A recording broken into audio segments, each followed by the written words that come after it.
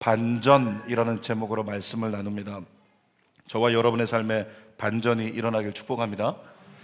최근에 반전을 경험한 사람이 있는가? 우리 성도들 가운데 이렇게 살펴봤을 때 급작스러운 반전 별로 없는 것 같아요. 그냥 평탄한 삶을 우리가 살아가고 있는 사람이 대부분이라는 거죠. 그런데 스포츠 경기를 보면 이 반전이 일어나는 걸 왕왕 볼 수가 있습니다. 프로야구를 제가 좋아하는데요. 프로야구에서 가장 짜릿한 순간이 언제냐면 9회 말 투아웃까지 제가 응원하는 팀이 3점 뒤지고 있는 거예요. 근데 9회 말에 이렇게 가까스로 만루가 채워진 거죠. 모든 주자의 주자가 꽉 찼어요. 근데 그때 나온 타자가 유명한 타자가 아닌데 쳤는데 홈런이 된 거예요. 9회 말 투아웃에 3점 뒤지고 있는데 쳤는데 홈런이어서 끝내기 말로 홈런을 쳐서 극적으로 이렇게 승부가 뒤집어지는 것. 처음부터 끝까지 끌려가던 경기였는데 갑자기 9회 말에 반전이 일어날 때 우리에겐 짜릿한 어떤 뭐라 그러나요? 막 짜릿한 감각과 함께 엔돌핀이 막 쏟아져 나오는 거죠. 드라마를 볼 때도 영화를 볼 때도 보면은 의도적으로 연출하는 사람들이, 감독들이 반전 코드를 심어놨어요. 그래서 대반전이 일어나면서 그것 때문에 재미를 느끼면서 계속 보게 되는 거죠. 농구 경기도 보니까 마지막 쿼터에서 딱 1초 남겼는데 선수가 뛰어가다가 하프라인에서 던졌는데 그게 들어가 버려요. 그러면서 역전이 돼버리는 것. 이런 반전들이 많이 있다는 거죠. 제가 어렸을 때 봤던 영화 중에서 굉장히 재밌게 본 영화가 있는데 로키라고 하는 영화 보신 적 있습니까? 권투하는 영화. 우리 주는 교회에 권투 선수 출신 집사님이 계신데 이 주먹을 보니까 굉장히 크더라고요. 근데 그 집사님 볼 때마다 로키 경기가 또 생각이 나요. 로키라는 영화를 보면은 주인공인데 끝난 것 같습니다. 질 것 같고 무너질 것 같고 안 될 것 같은데 로키의 모습 속에서 우리가 느끼는 어떤 그 희열, 또 일어나고 또 일어나고 또 일어나고 또 일어나고 또 일어나고 또 일어나더니 결국에는 15회전 가서 KO로 승리를 거두는 거. 그러니까 그런 모습 속에 야, 인생은 정말 끝날 때까지 끝난 게 아니구나, 반전이 있구나, 이런 의미를 깨닫게 된다는 거죠. 여러분, 이런 스토리는 스포츠나 드라마에만 있는 건 아닙니다. 우리 주는교회 한 분의 집사님을 이렇게 보내주셨는데 우리 앞에 계신 장로님 뵈니까 비슷하게 생기셨었어요. 한번 오셔가지고 같이 주는교회에서 예배 한번 드리고 좋아서 기뻐하셨는데 그냥 교회 오자마자 등록 신방하려고 갔더니 얼굴이 안 좋아서 병원 좀 가보자라고 얘기했더니 다음 주 인사하기도 전에 바로 병원에 입원하게 되고, 그로부터 3일 후에 말기암, 폐암 말기암 환자다 이렇게 진단받고 우리 주는교회가 21일 동안에 24시간 기도했던 경험이 있습니다. 신용화 집사님, 지금 천국 가셨지만. 그런데 그분이 마지막 이렇게 숨을 거두기 직전에 저를 붙잡고 얘기하신 게 우리 아들 성민이 부탁합니다. 그리고 제 사모 붙잡고는 우리 아내 남정원 집사 부탁합니다. 이렇게 부탁을 하시고 그리고 천국 가셨어요. 근데 아들이 좀 이제 하나 남았으니까 잘 됐으면 좋겠는데 이 녀석이 고등학교 다니다가 중퇴를 해버렸어요. 중퇴가 아니라 고퇴인가요? 고등학교 다니다가 자퇴를 해버려가지고 엄마가 걱정, 근심이 많아서 어떻게, 이 아이 어떻게 될까? 대학이라도 가야 되는데 세상에 자퇴하고 음악한다고 저러고 있으니 고민스러웠는데, 근데 결국에는 그 아이가요 스스로 혼자 공부하기 시작하더니 여차여차해서 시간이 쭉 흘러가던 중에 갑자기 어느 날 멋진 모습으로 딱 나타났는데 보니까 아이돌 작곡가가 돼 있는 거예요. 유명한 한국의 기획사, 제가 어딘지 자세히 모르겠지만은 3대 기획사 중에 한 곳에 들어가서 거기서 작곡가가 돼가지고 지금은 뭐 아주 돈도 많이 벌고 그냥 엄마가 아들 때문에 호강한다는 소문이 막 넘쳐나는 거죠. 주는 교회 우리 일부 반주하시는 이화진 집사님 아들이 음악을 하겠다고 최근에 학교를 내려놓으셨습니다.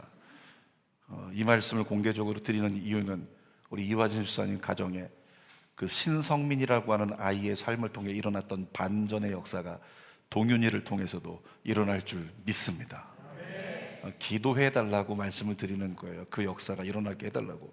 반전이라는 건 그렇게 우리 가까이에서 늘 일어나고 있어요. 근데 여러분, 성경을 읽어보면요, 이 성경의 스토리는 그야말로 반전투성입니다. 얼마나 많은 반전인지 몰라요. 오죽하면 우리 하나님은, 야, 하나님 이런 분이시다, 반전의 하나님이라고 얘기할 수 있는 하나님이십니다. 요셉을 보면 형들에게 모함을 받아서 애굽의 노예로 팔려갔습니다. 노예도 그래 좀 열심히 하면 잘 살겠지만, 그런데 모함을 받아서 감옥에까지 들어갔어요. 이제 끝난 줄 알았습니다. 반전이 일어났습니다. 요셉이 어떻게 됐어요? 애굽의 국무총리가 돼요. 또 뿐만 아니라 이스라엘이 출애굽할 때 10가지 재앙을 이렇게 하나님이 내리시는데, 재앙이 거듭되는 과정 속에도 바로가 마음을 바꿀 길이 없어요. 이스라엘 백성들 생각합니다. 끝났다, 출애굽 안 된다, 바로는 마음을 바꿀 생각이 없다. 그런데 어떻게 됐죠? 10번째 재앙에 반전이 일어납니다. 정말로 바로가 갑자기 마음을 열더니 애굽에 있는 모든 좋은 것들, 금은 좋은 것들, 보아 다 가지고 너희 필요한 대로 가지고 나가라. 반전 일어나죠. 뿐만 아니라 고난의 대명사처럼 불리는 욥의 인생이 모든 걸 다 잃어버렸어요. 다 잃어버리고, 자녀도 잃어버리고, 재산도 잃어버리고, 싹 잃어버렸는데 어떻게 됩니까? 참 불쌍한 사람으로 끝날 것 같은데, 신앙 지키다가 자기만 신앙 지키고 마는 거 아닌가? 욥기 마지막 장 42장에 가면 어떻게 되죠? 욥에게 반전이 일어나는데, 이전에 가졌던 것보다 거부였는데, 그룹의 총수였는데, 이전 것보다 갑절의 것을 하나님께서 그에게 부어 주시면서 욥기가 끝나는 거예요. 욥기의 해피엔딩, 여러분의 해피엔딩 되시기를 주님의 이름으로 축복합니다. 하나님은 그렇게 꿈꾸라고, 너에게도 그와 같은 반전이 일어날 거라고 우리에게 성경을 통해 보게 하시는 거죠.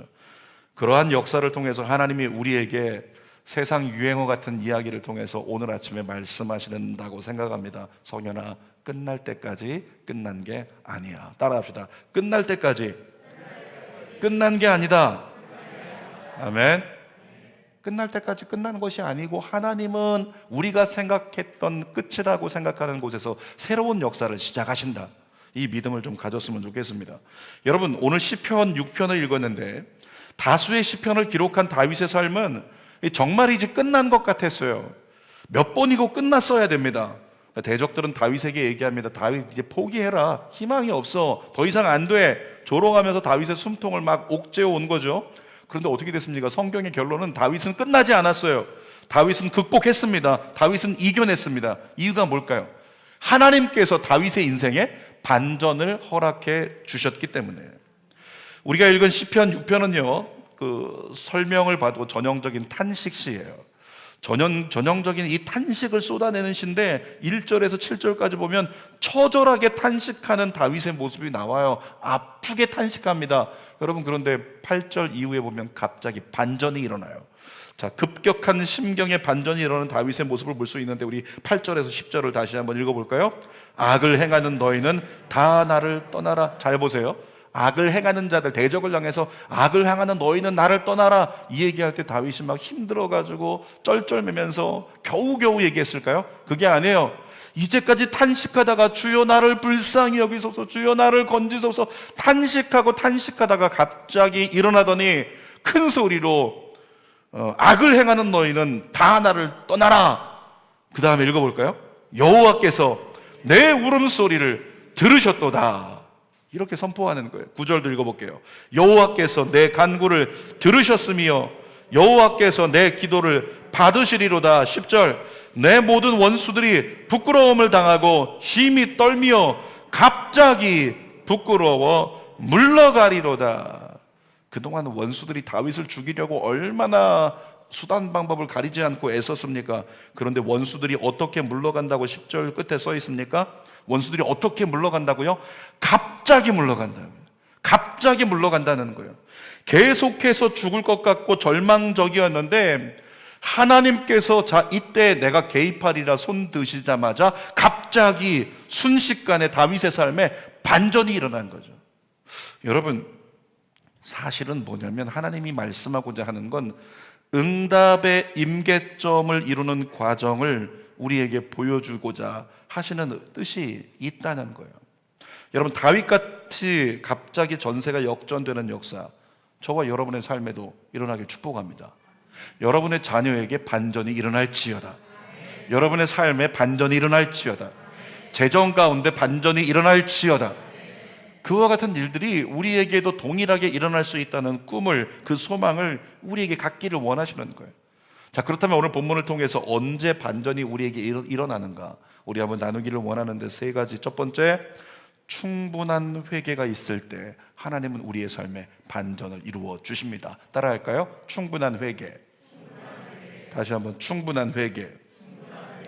다윗은 늘 대적과의 싸움 중에 있었습니다. 시편을 보면 대적들이 그러고 계속 나오잖아요.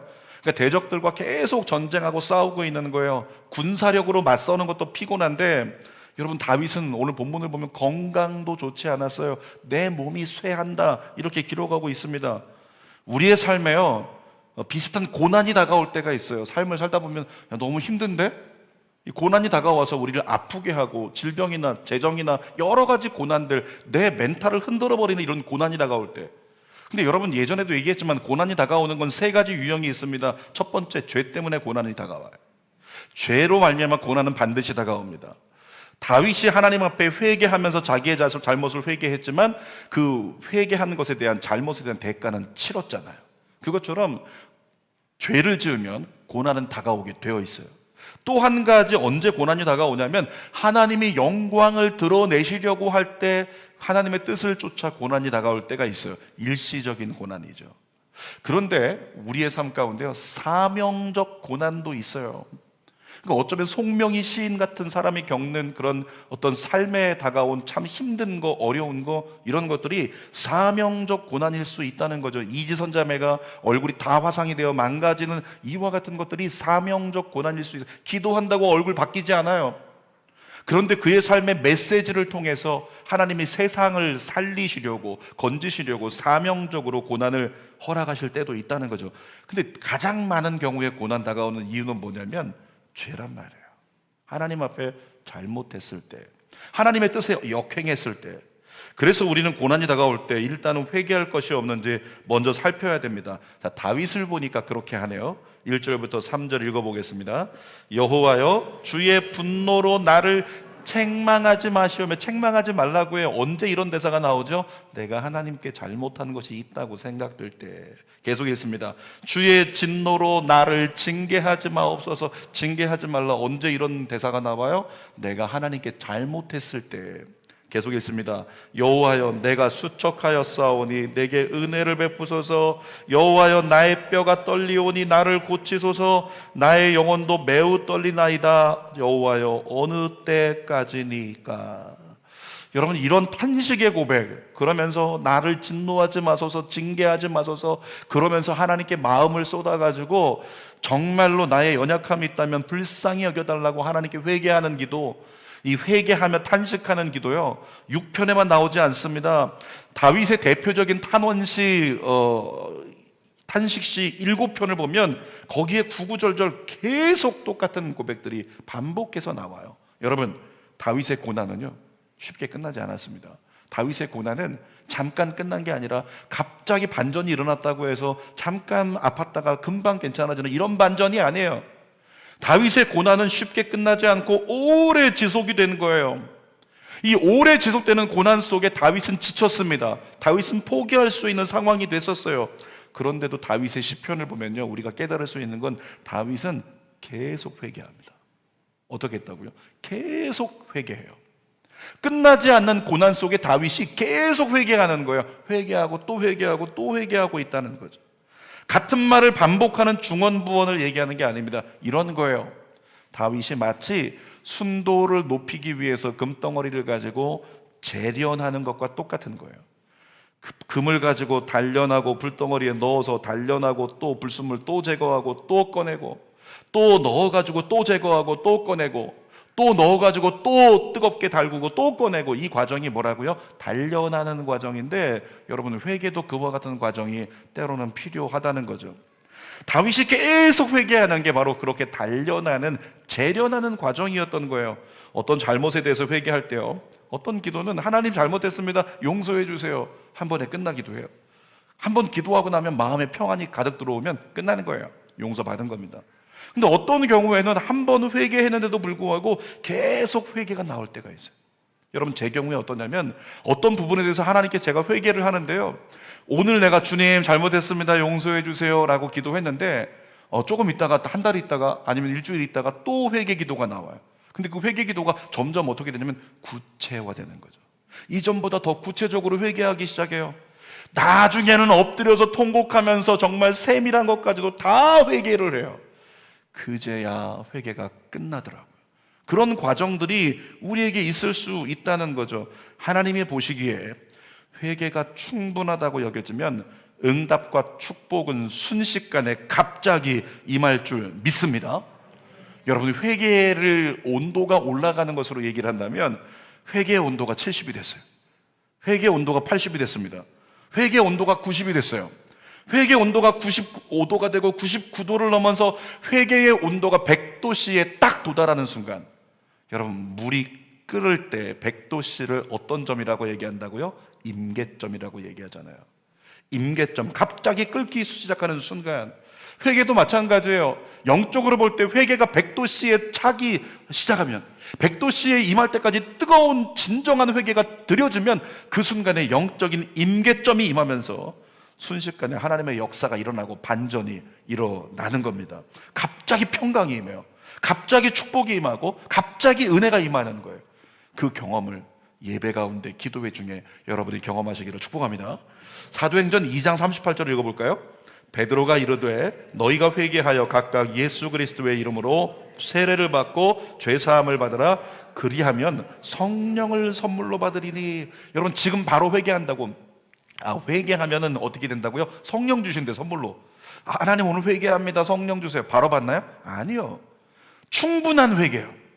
충분한 회개로 내가 오늘 회개하면서 나의 회개가 70 정도, 나의 회개가 80 정도, 나의 회개가 90 정도, 나의 회개가 100을 넘어가는 순간에 하늘로부터 성령이 선물로 우리에게 임하는 겁니다. 그러니까 이번에 수련회 한다고 해서, 전교인 수련회는 없지만 수련회 간다고, 수련회 가서 잠깐 기도만 한다고, 그런다고 성령 받는 게 아니에요.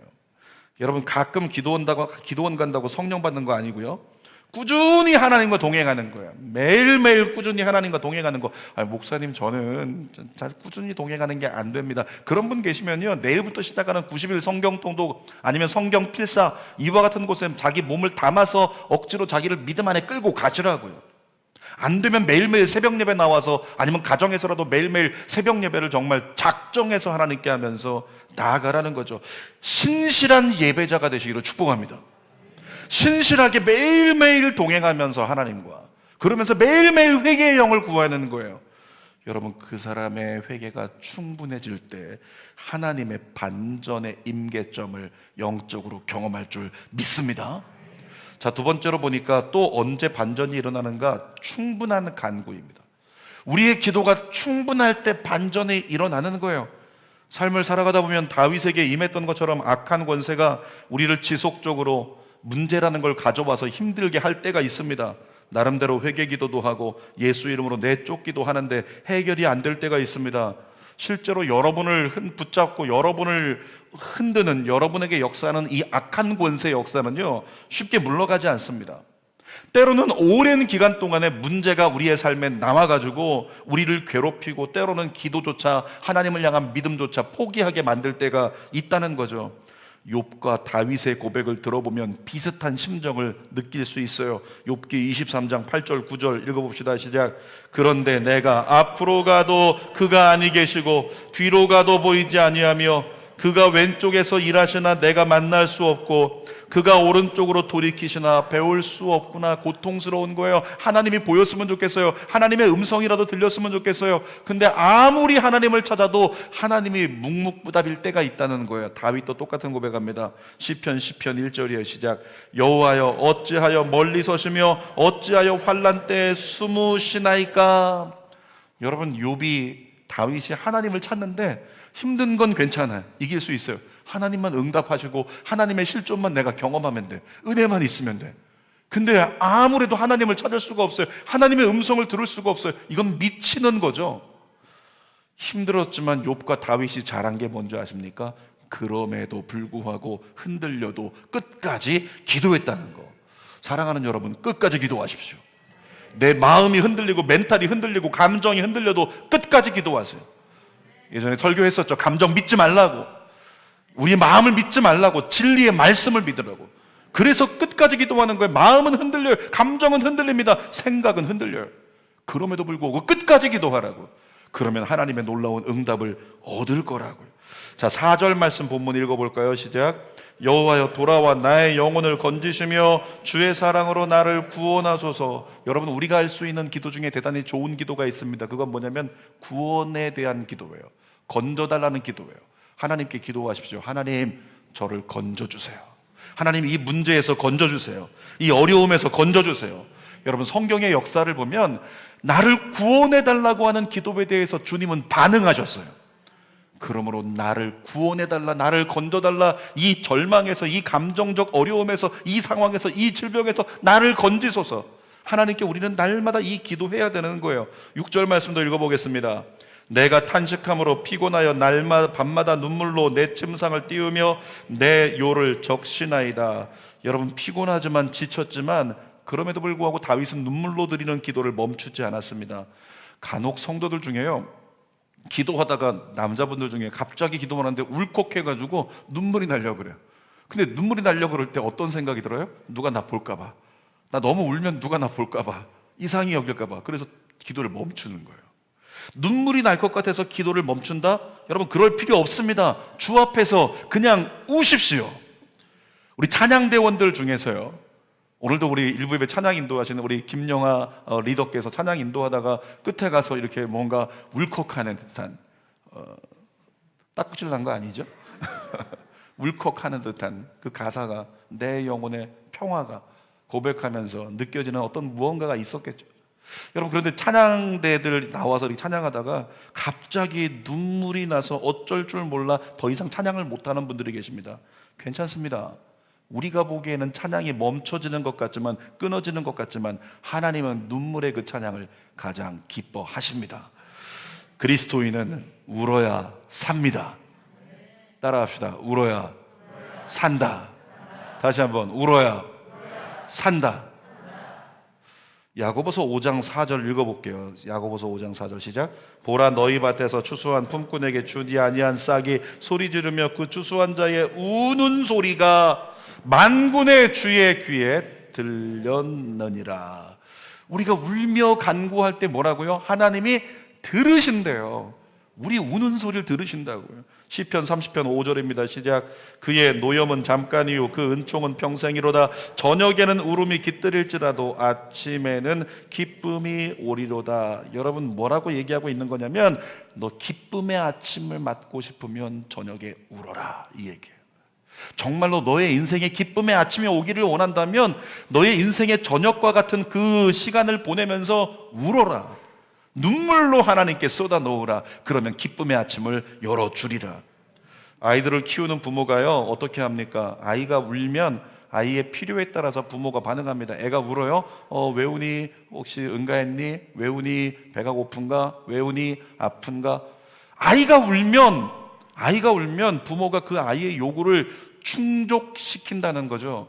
그때 아이는 이렇게 막 울다가 깨닫습니다. 깨달으면서 이거 봐라, 내가 우니까 반응하네, 우니까 내가 필요한 걸 다 해주네. 이 아이는 그 다음부터 어떻게 울까요? 더 크게 우는 거예요. 더 크게 울면 엄마가 그때 이제 이건 무슨 울음이고 저건 무슨 울음이고 이렇게 깨달아가지고 아이의 필요를 채워준다는 거죠. 사랑하는 여러분, 우리도 그래야 합니다. 기도의 자리에서 살려고 울어야 합니다. 아이가 우는 건, 갓난 아이가 우는 건 살려고 우는 거예요. 살려고 울면서 나 이거 불편하니까, 너 저거 필요하니까 날 채워달라고 살려고 우는 것처럼 우리도 마찬가지로 하나님 앞에서 기도의 자리에서 살려고 울 수 있기를 부탁드립니다. 우리의 영적 아비이신 하나님이 절대로 눈물의 기도를 외면치 않으신다는 거예요. 어떤 할아버지 목사님께서 하신 말씀인데요, 간절한 기도는 기도의 그릇에 차곡차곡 쌓인대요. 자, 열심히 간절히 기도하는 거 채워져야 될 기도의 그릇에 차곡차곡 채워진답니다. 그런데 눈물의 기도는 순식간에 차버린대요. 뭐라고요? 내가 간절한 마음으로 기도하는 것 차곡차곡 기도의 컵에 쌓이는데 눈물의 기도는 순식간에 차버린다는 거예요. 그러니까 울며 기도하라. 할아버지 목사님의 말씀이에요. 자, 세 번째로 보니까 언제 반전이 일어나는가? 믿음의 선포를 우리의 입술로 하라고 성경을 통해 가르쳐 줍니다. 여러분, 기도하다 보면은 어떤 문제에 대해서 마음의 평강이 올 때가 있어요. 이 문제 가지고 막 기도했는데 마음이 편안해졌어요. 그러면 증상이 뭐냐면 감사가 나와요. 증상이 뭐냐면 찬양이 나와요. 그러면 응답이 시작된 겁니다.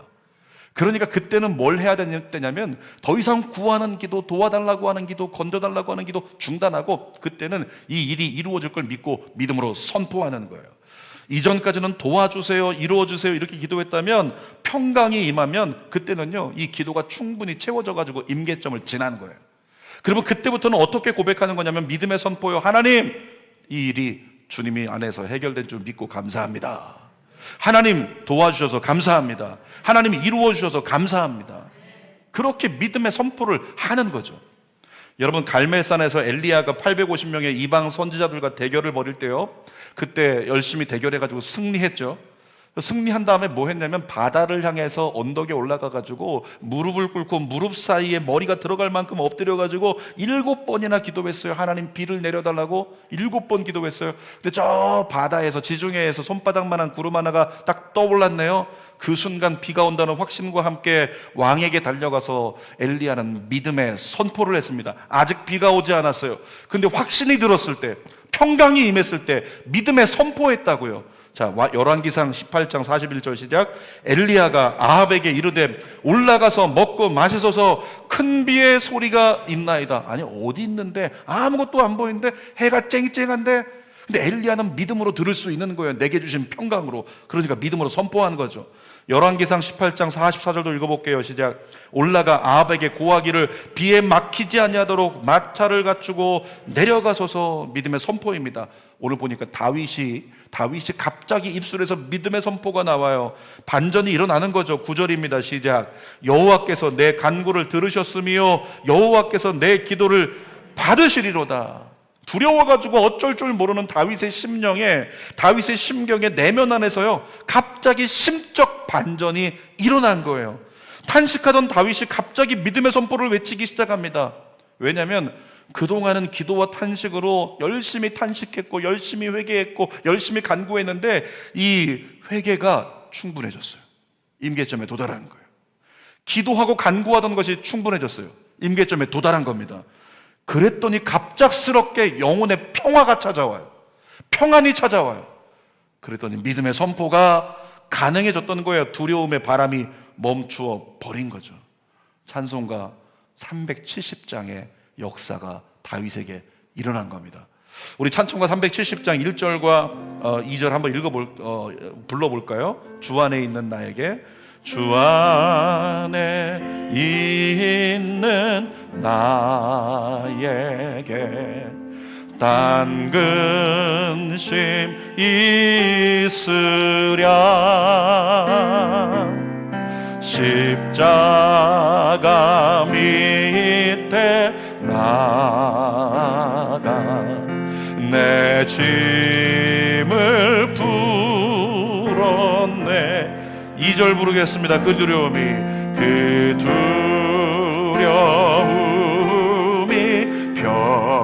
변하여 내 기도 되었고. 그러면서 충분히 채워져 임계점이 지나는 거예요.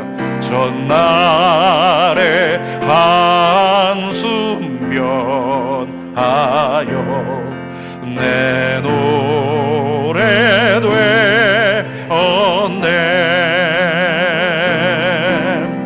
주님을 찬송하면서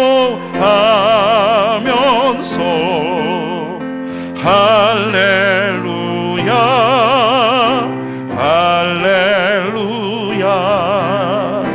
내 앞길 멀고 험해도 나 주님만 따라가니.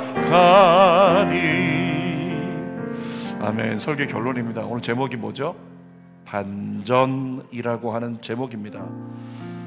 여러분, 기도 노트를 가지고 기도하시는 분들은 우크라이나를 위한 기도 제목이 써 있을 거예요. 여러분, 우리는 우크라이나를 위해 기도합니다. 하나님, 우크라이나 전쟁이 그치게 해주세요. 우크라이나에 있는 크리스찬들의 마음을 생각해 보셨나요?